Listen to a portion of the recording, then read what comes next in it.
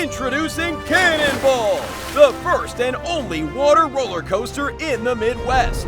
Coming to Holiday World in 2027, Boulder Canyon is getting bigger, taller, splashier. Families will climb 90 feet in the air on 8-passenger rafts, glide through over 1,000 feet of roller coaster track at 45 miles per hour, and splash down into the Boulder Canyon Community Pool.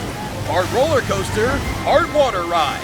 This isn't your neighbor's slip and slide. This is Cannonball! Coming spring 2027 to Holiday World.